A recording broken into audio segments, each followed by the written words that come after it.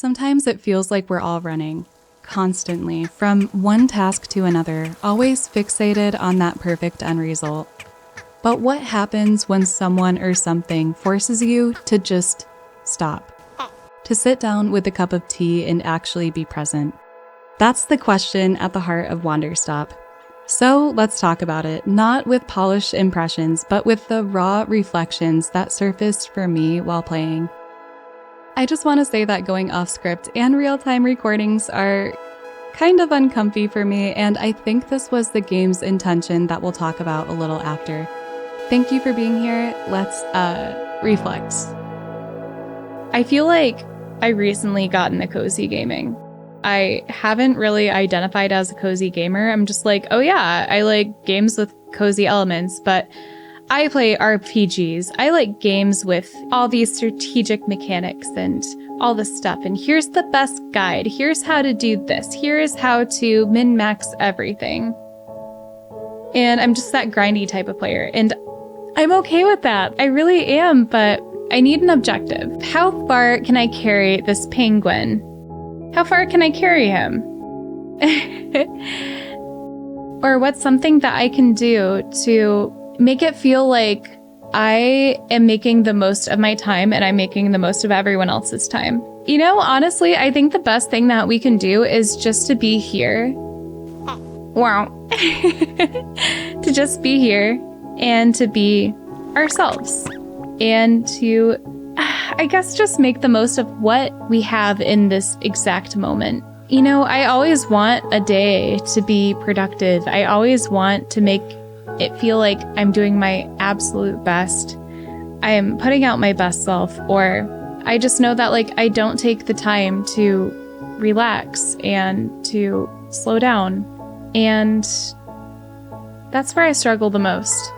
And so I think this game is a very good segue into me just kind of accepting that it's okay to not have everything 100% done or perfect, because this is the moment where I'm kind of digging into myself and I'm kind of understanding myself that it's about the journey, not the destination. But I always can't help but focus on that destination, on that end project, or just the success of something and just seeing how it's going to turn out, or seeing that it has a positive impact on something. Because for me, that's what makes the journey and everything that I've done worth it. But in that time, I forget to take that time for myself and to help myself. And yeah, I think like buried beneath all of that is just this sense of self that I need to get in tune with more. Yeah, again, I resonate with Alta a lot. She's the fighter. You know, being in a tea shop isn't her cup of tea. It's not what she wants to do. She needs to go to her destination. She needs to do these things. The healing process, pardon my French, fuck it, doesn't matter in that sense. Just get these things done and get them done quickly so you can carry on your path and you can feel that sense of accomplishment. I feel that so much. And I'm sure that everyone else can relate to this too. Like, when you get a hyperfixation like that, sometimes it's your only focus. It's your only drive. This is where I can see passion in a game. I really, really can. I recorded those thoughts during my 4th hour with Wanderstop, and they capture exactly why this isn't your typical cozy game. While on the surface, it's about brewing tea and helping travelers, beneath that is a powerful invitation to self-reflection that I was not expecting. What I'm trying to say is that this game isn't just about tea and cute pluffins. It's something so much more that only you can answer when you sit down and play it. It peels back layers you didn't even know were there. The game's core mechanic, brewing tea for travelers while managing a shop you never wanted to run, creates this beautiful tension. Every cup you brew becomes both a gameplay element and a metaphor for slowing down, for taking time with things that matter. But there's a lot that goes into this art of brewing tea. You gather the leaves, you dry them out, and create tea balls. In the meantime, you tend to your garden where you can plant seeds and discover really cool, unique plant hybrids. And these plants can give you fruit that you can use for different tea flavors. But here's the thing.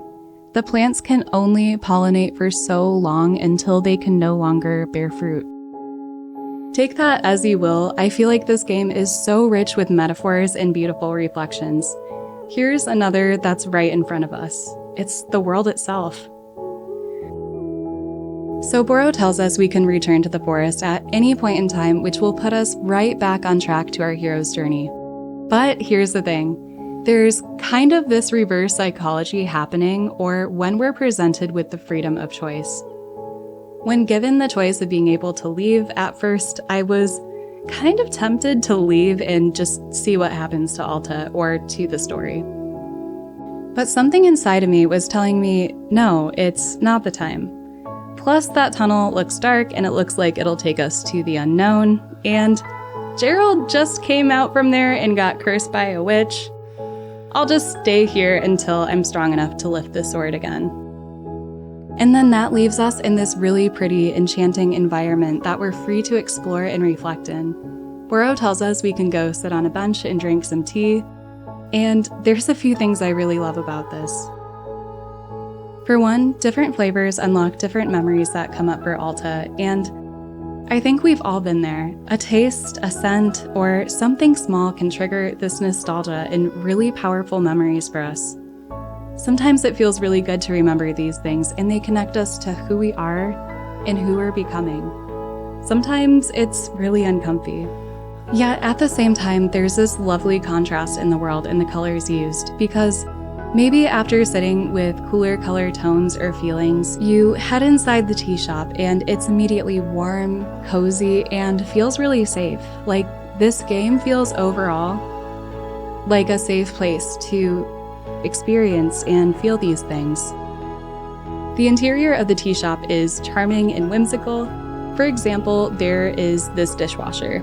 It's a little train that takes dirty dishes and brings them back to this waterfall where they get washed, and then the cups make their way back, nice and clean, back to the ledge so you can make some tea.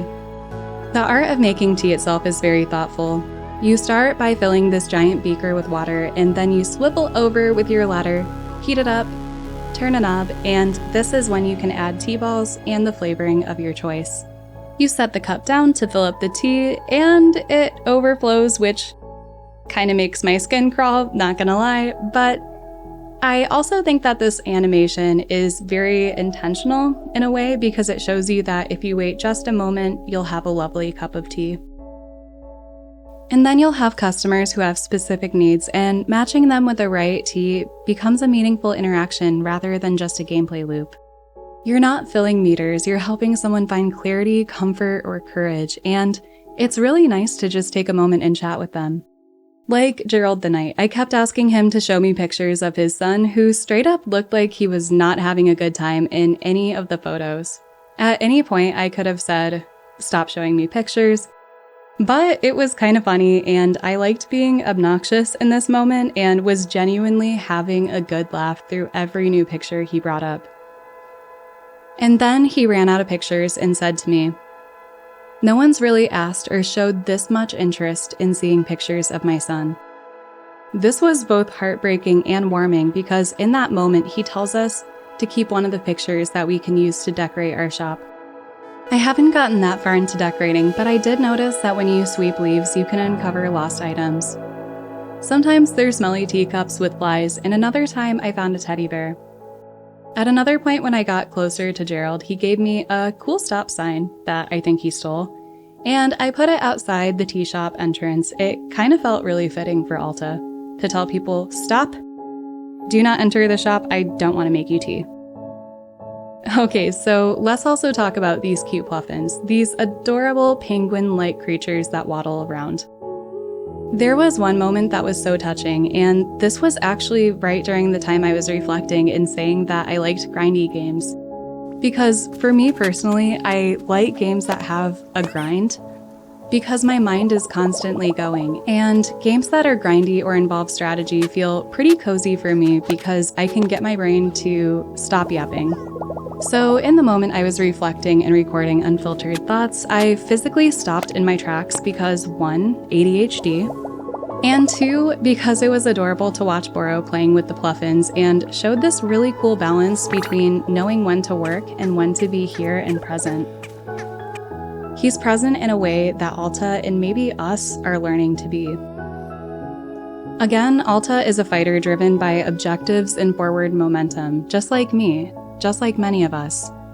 We want to level up, we want to win, but sometimes the real victory is in learning to just take the time to stop. Wanderstop has 10 to 15 hours of playable content. I'd be doing you all a disservice if I rushed this game from start to finish to make a review or a guide. I made it through 4 hours of gameplay, and in that short time, I laughed and I cried. And that's when I had this powerful moment of reflection, and my plans for this video took a life of their own. This game feels like something to slowly sip on, and for that reason alone, I'd argue that there's far more than 10 to 15 hours of playable content.